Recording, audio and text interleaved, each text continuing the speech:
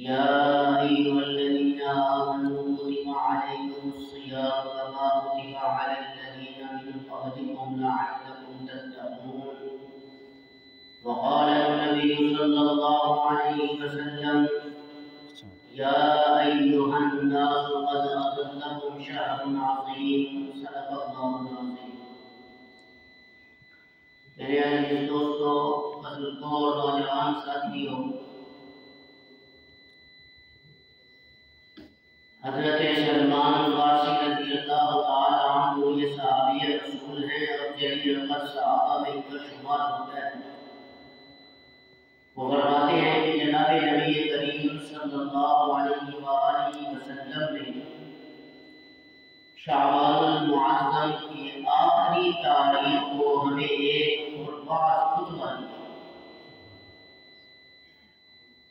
اس واقعے میں ہمیں ارشاد فرمایا کہ اے میرے صحابہ، تمہارے اوپر ایک ایسا مقدس مہینہ آ رہا ہے جو رحمتوں اور برکتوں اور مغفرتوں کا حامل مہینہ ہے۔ جو بندہ بھی اس مقدس مہینے میں اللہ سے مانگے گا، اللہ اپنے بندوں کے گناہوں کو معاف فرما دے گا۔ اور فرمایا کہ اس مقدس مہینے میں ایک رات بھی ایسی ہے جو شب قدر کے نام سے موسوم ہے اور اسے شب قدر کے نام سے یاد کیا جاتا ہے۔ یہ ایسی رات ہے کہ اگر اس رات اللہ کا نیک بندہ کھڑے ہو کر اللہ کی عبادت کرتا ہے تو اللہ اسے 1000 مہینے عبادت کرنے کے برابر ثواب عطا فرماتے ہیں۔ سبحان اللہ۔ فرمایا کہ یہ مہینہ صبر کا ہے اور صبر کا بدلہ جنت ہے۔ فرمایا کہ یہ مہینہ آپس میں ہمکاری کا ہے اور یہ آپس میں اخلاق اور محبت بڑھانے کا مہینہ ہے۔ فرمایا کہ اے میرے صحابہ، جو شخص بھی اس مقدس مہینے کے اندر کوئی بھی نیکی کا کام کر کے اللہ کا قرب حاصل کرے گا، گویا کہ اس نے غیر رمضان میں ایک فرض ادا کیا ہے۔ اور فرمایا کہ جو شخص، جو میرا امتی اس مقدس مہینے کے اندر ایک فرض ادا کرے گا، گویا کہ اس نے غیر رمضان میں 70 فرض ادا کیا۔ اور فرمایا کہ جو میرا امتی اس مقدس مہینے میں کسی روزے دار کو افطار کروائے گا تو اللہ رب العزت پہلی بات پر تو اس کے صغیرہ گناہوں کو معاف فرما دیں گے اور دوسری بات پر اسے جہنم کی آگ سے آزاد فرما دیں گے۔ اور فرمایا کہ روزہ افطار کروانے والوں کو ثواب ہی اتنا ملتا ہے جتنا روزہ رکھنے والے کو اللہ ثواب ہوتا ہے۔ اور پھر فرمایا صحابہ کرام رضوان اللہ تعالیٰ علیہم اجمعین نے جب یہ بات سنی تو فوراً ایک صحابی کھڑے ہوئے۔ فرمایا یا رسول اللہ، ہم میں سے تو اتنی طاقت ہی نہیں ہے، قوت ہی نہیں ہے کہ ہم لوگوں کو پیٹ بھر کر افطار کروا دیں۔ اعزاز تو بڑا ہے، اکرام تو بڑا ہے، فضیلت تو بڑی ہے، جنت مل رہی ہے، جہنم کی آگ سے خلاصی مل رہی ہے، یا رسول اللہ اتنا بڑا ثواب ہم تو حاصل نہیں کر سکتے۔ واقعہ نامدار صلی اللہ علیہ وسلم نے فرمایا کہ پیٹ بھر کر اگر تم کسی کو روزہ افطار نہیں کروا سکتے، اگر کوئی پانی کا ایک گھونٹ بھی تم روزہ دار کو پلا دو گے یا ایک گھونٹ بھی پلا دو گے، اللہ پھر بھی تمہیں اتنا ہی ثواب عطا فرمائے گا جتنا کہ انسان کو اللہ تعالیٰ روزہ رکھنے کے بارے میں ثواب۔ سبحان اللہ۔ میرے بھائیوں، یہ مقدس مہینہ ہے، یہ برکتوں کا مہینہ آ رہا ہے، یہ رحمتوں والا مہینہ آ رہا ہے۔ اس مقدس مہینے کے بارے میں علماء نے مختلف اپنے اپنے اقوال بیان کیے ہیں۔ حتیٰ کہ شیخ عبد القادر جیلانی رحمہ اللہ تعالیٰ عنہ فرماتے ہیں اپنی کتاب حلیت الطالبین میں کہ رمضان المبارک کے اندر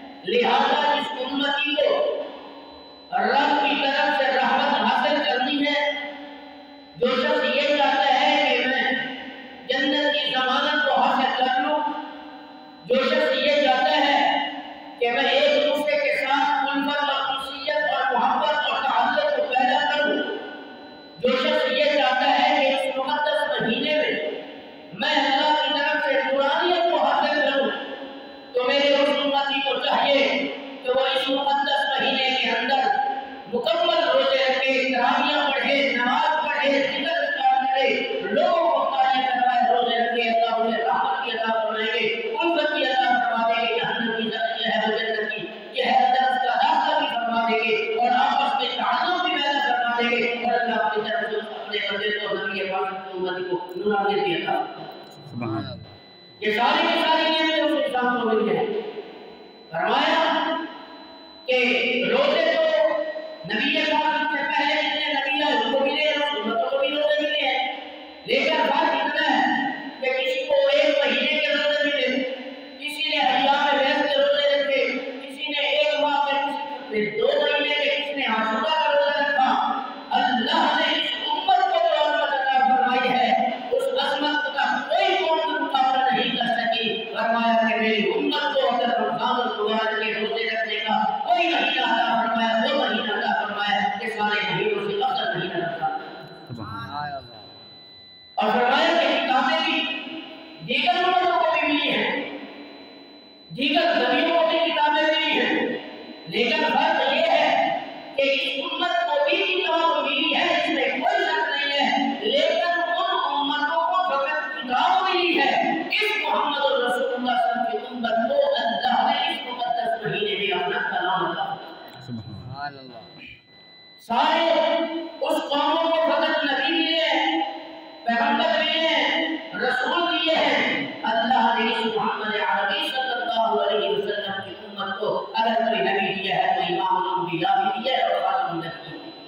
سبحان اللہ۔ تو اس مقدس مہینے کا ادب کرے، احترام کرے، اس مقدس مہینے کے اندر اللہ تبارک و تعالی کے حبیب صلی اللہ علیہ وسلم فرماتے ہیں کہ جو میرا امتی، جو اللہ کا بندہ اس مقدس مہینے کے اندر نیکی کر کے اللہ کی رضا کو، اللہ کے نبی کی رضا کو سامنے رکھتے ہوئے کوئی بھی نیکی کا کام کرتا ہے تو اللہ اس کے سارے گناہوں کو معاف کر کے اس کے لیے جنت میں جانے کا اعلان کرتا ہے۔ سبحان اللہ۔ اور ساتھ کیا فرمایا کہ رمضان المبارک کے اندر جو لفظ راہ ہے، یہ راہ ریمز سے ہے۔ ریمز کا معنی جلا دینا ہوتا ہے، ریمز کا معنی ہر چیز کو راہ بنا دینا ہوتا ہے۔ کیا مطلب کہ جب انسان روزہ رکھتا ہے تو اللہ اس کے گناہوں کو جلا کے راہ کر دیتے ہیں، اسے پاکیزہ بنا دیتے ہیں۔ کوئی انسان تراویح پڑھ رہا ہے لیکن 20 تراویح اور 3 وتر، یہ نہیں کہ 8 تراویح، 20 تراویحوں کے ساتھ 3 وتر بھی، فرمایا کہ اللہ اس کے لیے گناہوں کو معاف کروا دیتا ہے۔ فرمایا کہ روزہ رکھنے کے ساتھ لوگوں کو مطالعہ کرواتا ہے، اللہ اس کے لیے گناہوں کو معاف کروا دیتا ہے۔ فرمایا کہ جو شخص اس مقدس مہینے کے اندر ایک لمحے میں استغفار کرتا رہتا ہے، اور اس لیے علماء نے لکھا ہے کہ اس مقدس مہینے کا پہلا حصہ رحمت کا حصہ ہے، دوسرا حصہ جو ہے وہ مغفرت کا حصہ ہے، اور اس مقدس مہینے کا تیسرا حصہ جو ہے وہ جہنم سے خلاصی کا کہلاتا ہے۔ جس شخص نے پہلے حصے میں اپنے رب کو راضی کر لیا، دوسرے حصے میں بھی رب کو راضی کر لیا، جس نے تیسرے حصے میں بھی اپنے رب کو راضی کر لیا، وہ گناہوں سے اس طرح پاک ہو جاتا ہے جس طرح کوئی چھوٹا بچہ اپنی ماں کے پیٹ سے نکلتا ہے۔ کیا اللہ تعالیٰ کے نبی نے اس امت کو یہ فضیلت عطا فرمائی ہے، خوشخبریاں دی ہیں، بشارتیں دی ہیں، اس کے باوجود بھی یہ میرے نبی کا امتی 95% رمضان کے مہینے کا اللہ ادب کرتا ہے، احترام کرتا ہے، نماز پڑھتا ہے۔ نماز پڑھنے کے لیے نہیں آتا، پورا دن دکان چھوڑ کر بیٹھا رہتا ہے، اور اس کو پتہ نہیں ہے کہ اللہ کی رحمت شامل حال ہے ہر وقت ہے۔ اس مقدس مہینے کے اندر نیکیاں رکھتی ہیں، اجر بڑھتا ہے، ثواب بڑھتا ہے، دگنا اجر ملتا ہے۔ پھر اس کی عظمت کا کیا ہی مقابلہ ہے کہ امتی رمضان کے مہینے کے جمعہ المبارک کے اندر خاص طور پر اپنے گھر کو چھوڑ کر، سارے کاموں کو چھوڑ کر رمضان کے جمعہ کے اندر نماز کرنے کے لیے آتا ہے اللہ اس کے سارے گناہوں کو معاف کرتا ہے. وہ کتنا خوش نصیب ہوتا ہے. وہ بدبخت انسان ہے, وہ بدقسمت انسان ہے کہ جسے رمضان کا پہلا اشرا پڑ رہا ہے, وہ روزہ بھی نہیں رکھ رہا, جمعہ کی نماز بھی نہیں پڑھ رہا, 5 وقت کی نماز اس نے کیا پڑھ لی. وہ کائنات کا بدقسمت انسان ہے, وہ کائنات کا بدترین انسان شمار ہوتا ہے. اس لیے میرے نبی نے فرمایا ہے کہ یہ ایسا رحمت والا مہینہ ہے کہ اس مقدس مہینے کے اندر اللہ اپنے نیک بندوں کے لیے جنت کے سارے دروازے کھول دیتا ہے. یہ ایسا مقدس مہینہ ہے کہ اللہ روزہ داروں کے لیے جنت کے دروازے کھولنے کے ساتھ ساتھ اپنی رحمت کے دروازے بھی کھول دیتا ہے. اور فرمایا کہ روزہ دار کے لیے سمندر کی مچھلیاں بھی دعائیں کرتی ہیں. سبحان اللہ. فرمایا روزہ دار کے لیے اللہ تبارک و تعالیٰ جہنم کے دروازوں کو بند کر دیتا ہے, شیاطین کو قید کر دیتا ہے. اور آپ کو پتہ ہے کہ انسان اس وقت ہر گناہ کے کام سے بچتا ہوا نظر آتا ہے, اس لیے اسے پتہ ہے کہ یہ بابرکت والا مہینہ ہے, یہ عظمت والا مہینہ ہے, یہ رحمت والا مہینہ ہے, یہ اللہ سے خوش طلب کرنے کا مہینہ ہے. اس مقدس مہینے میں انسان ہر ناجائز کاموں سے, ہر فضول کاموں سے خود بخود بچ جاتا ہے. یہ اس بات کی علامت ہے کہ اللہ شیاطین کو قید کر دیتے ہیں, ان کی ناک کو شیاطین کو قید کر کے ان کے دروازوں کو بند کر دیتے ہیں, اور اللہ اپنے نیک بندوں کو نیکی کی توفیق دینے کے ساتھ ساتھ ان کے لیے جنت کے دروازوں کو کھول دیتے ہیں. سبحان اللہ. میرے بھائیو, آپ سیام, آپ کہتے ہیں دروازے کو, سیام روزے کو کہتے ہیں. حدیث میں آتا ہے کہ قیامت کے دن جنت کے اس دروازے میں جو باب سیام کے نام سے موصول ہوگا, اس دروازے سے فقط اللہ فرمائیں گے کہ اے فرشتے, اس دروازے سے ان لوگوں کو گزار کر جنت میں داخل کرو جو دنیا کے اندر رمضان مبارک کے روزے رکھتے. سبحان اللہ. جو روزے نہیں رکھتا اس کا کیا بنے گا؟ جان بوجھ کر.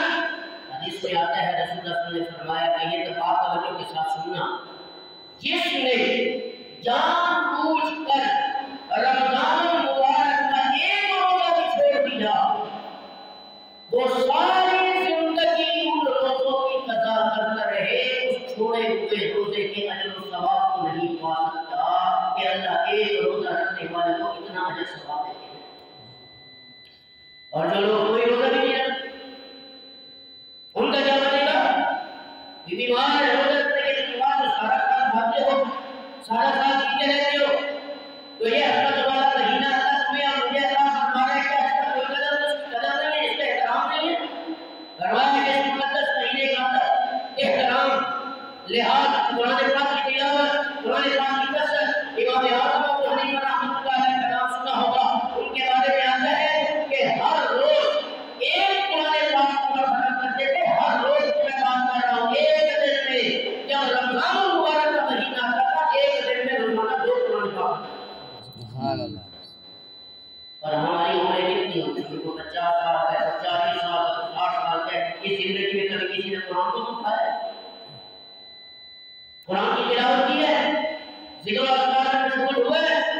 نہیں. اللہ اسے توفیق دیتے ہیں کہ جو اللہ تعالیٰ ہے, اللہ اسے توفیق دیتے ہیں جو ان لفظوں کو آباد کرتا ہے, اللہ ہمیں توفیق دیتا ہے جو اللہ کا محبوب کرنے کی کوشش میں لگا رہتا ہے, جس کو کوئی پرواہ نہیں ہے, جس کا جب دل چاہے وہ مسجد میں نماز پڑھنے کے لیے آ جائے, اس کا دل چاہے تو کوئی نماز نہ پڑھے اور وہ 5 نمازیں چھوڑ کر 7ویں دن جمعہ المبارک کی نماز پڑھنے کے لیے آ جائے, یا اللہ تبارک و تعالیٰ اس کی اس نماز کو قبول فرما دے. یہ اللہ کا نظام ہے, یہ اللہ کا قانون ہے. نہیں, یہ اللہ کا قانون نہیں, یہ اللہ کا نظام نہیں ہے. اللہ کا اٹل قانون اور اٹل فیصلہ یہی ہے کہ مجھے وہ زندگی چاہیے جو میرے نبی نے بتائی. میرے اللہ کو یہ فیصلہ منظور ہے کہ جس طرح میرے نبی نے صحابہ نے زندگی گزاری ہے, مجھے بھی وہ زندگی چاہیے. جس طرح اپنے کو سلمان فارسی رضی اللہ عنہ فرماتے ہیں, اور اس بات کی تعبیر خود حضرت عائشہ صدیقہ رضی اللہ عنہا فرماتی ہے کہ جب رمضان مبارک کا مقدس مہینہ آتا تو جناب محمد عربی صلی اللہ علیہ وسلم روزے رکھنے کے ساتھ ساتھ پورا دن قرآن پاک کی تلاوت میں مشغول ہوتے ہیں. سبحان اللہ. امام شافعی رحمۃ اللہ علیہ کی بیٹی کے بارے میں, رسول کی بیٹی کے بارے میں, کہ رمضان مبارک کے مقدس مہینے میں افطاری کے وقت چولہے کے پاس بیٹھ کر عصر کی نماز سے لے کر افطاری کرنے کے وقت سے پہلے تک کا جو ٹائم ہوتا ہے,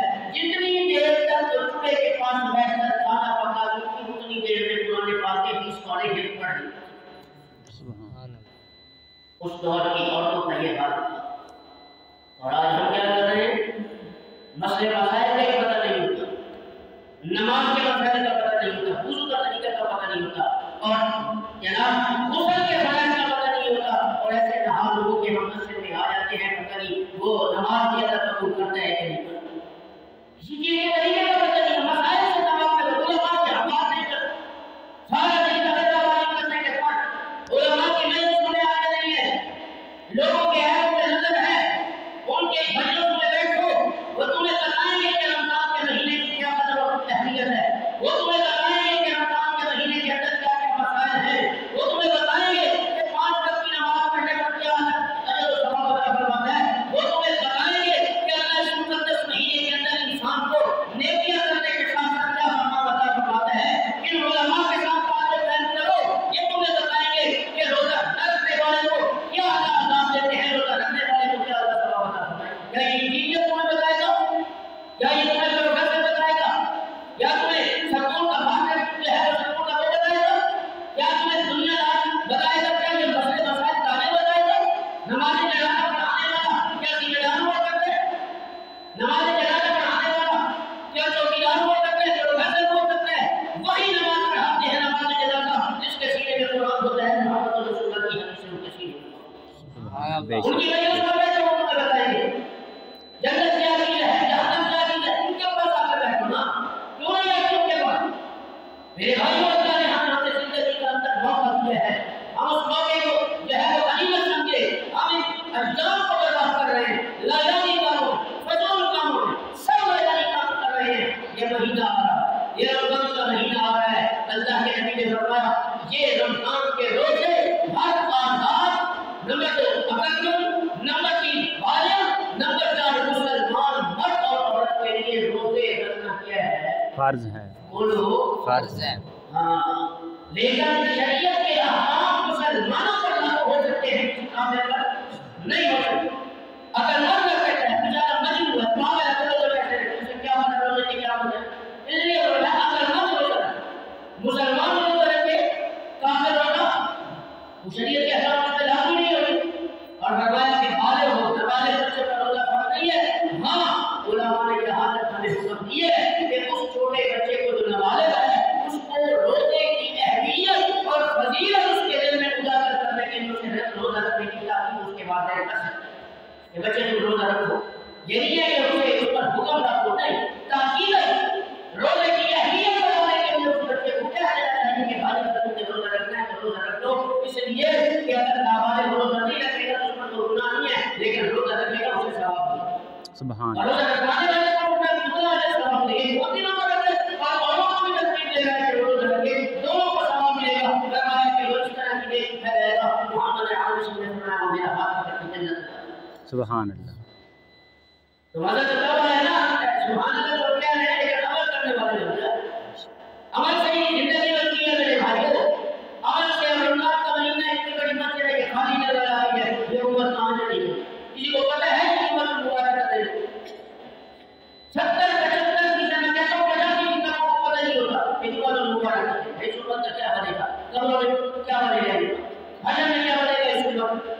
میرے بھائیوں، ہمیں زندگی کے اندر اللہ نے موقع دیا ہے، اس مقدس مہینے کا ادب کریں، احترام کریں. تھوڑے سے مسئلے مسائل پر بھی ہم گفتگو کر لیں.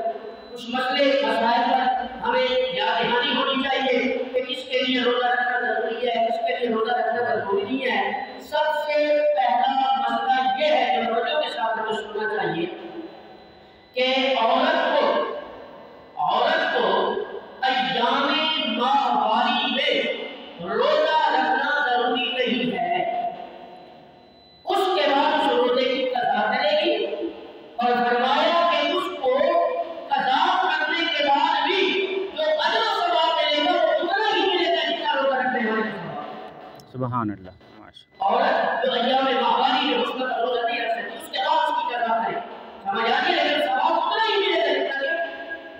بولو روزہ رکھنے والے کو ثواب میں آپ کی زبان سے بھی اس لیے زبان چاہتا ہوں کہ آپ کو میری بات سمجھ میں آ جائے اور مجھے پتہ چلے کہ آپ کو بات سمجھ میں آ جائے، پھر اس کو ثواب اتنا ملے گا جتنا روزہ رکھنے والے کو ثواب ملے گا. دوسرا مسئلہ یہ ہے کہ عورت کو بچہ جننے کے بعد